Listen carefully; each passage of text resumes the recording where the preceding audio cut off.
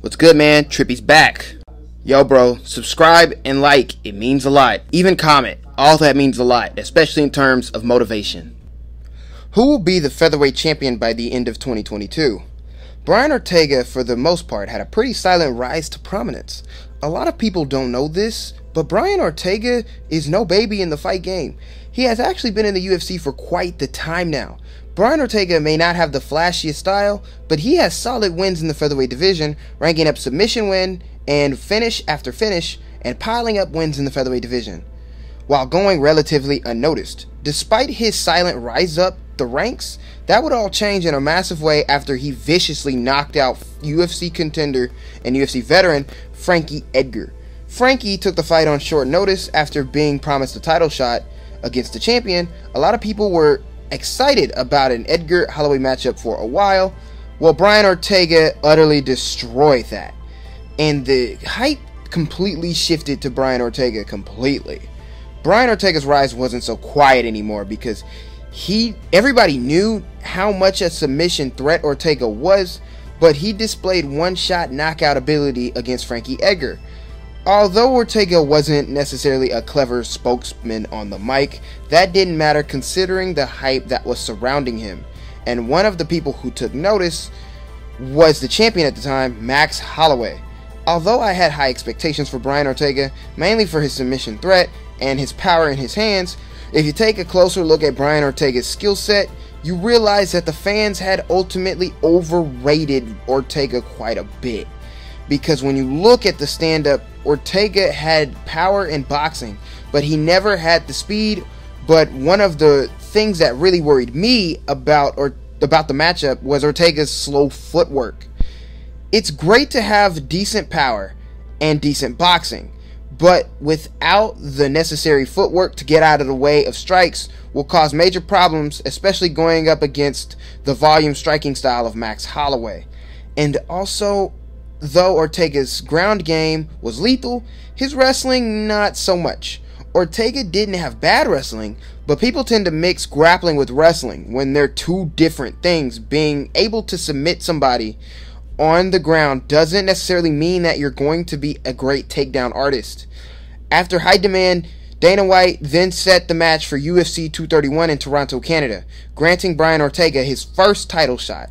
Although Brian Ortega was extremely hyped and had high expectations for him, and everybody had high expectations for him, the fight didn't go his way. As a matter of fact, it went the complete opposite.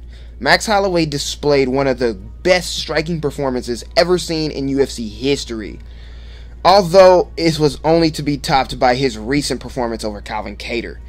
It was a horrible night for Ortega. Eventually, the doctors had to step in and call the fight just due to how much damage he was taking, and that his face was being rearranged, to put it frankly. Brian Ortega's hype was completely on mute at that point, but Max Holloway solidified himself as a future Hall of Famer in the sport that night. It was a heartbreaking learning experience for Brian Ortega. It really seemed to put a hole in Brian Ortega's confidence afterwards. He wouldn't be seen in the cage for way over a year after the fight. He was turning down fights and doing his own thing for a little while. Then the UFC tried to match him up against Korean Zombie, and then the negotiations fell apart. But ever so surely, the match is made against Korean Zombie for a UFC fight night in the middle of quarantine. This would be our first look at Brian Ortega for a really long time. After a really long time. Although the fight wasn't very entertaining, in my opinion, Ortega put on a world-class display against one of the best strikers in the division, completely shutting out the Korean Zombie for 5 rounds, even knocking him down with the spinning elbow. This did show massive improvements in his defensive game and his footwork. And of course, after every Brian Ortega win at this point, the hype train was rolling again. And now, after just one win in 2 years, almost 2 years at this point, Brian Ortega is set for another title shot against, this time, Alexander Volkanovski. So I'm one of those guys that think Volkanovski lost the second fight to Max Holloway, in my opinion. I just saw Max winning Round 1 by 10-8 due to the knockdown and more effective striking, and the second round by 10-9, with the third round being a draw, with Max Holloway just barely edging it. Or, if you don't see it that way, I wouldn't argue you if you thought the fight was a draw. I just don't see how you gave it to Volkanovski, but maybe that's just me. Either way, that would be Alexander Volkanovski's second win over Max Holloway. And although the third fight could sell, he would rather fight Brian Ortega for the undisputed strap. A different matchup, but equally as dangerous in my opinion. As for who I can see winning, I do believe that Ortega has a great style to beat Volkanovski, but the slow footwork and lack of speed with his hands was still an Ortega problem, even in the fight against Korean Zombie.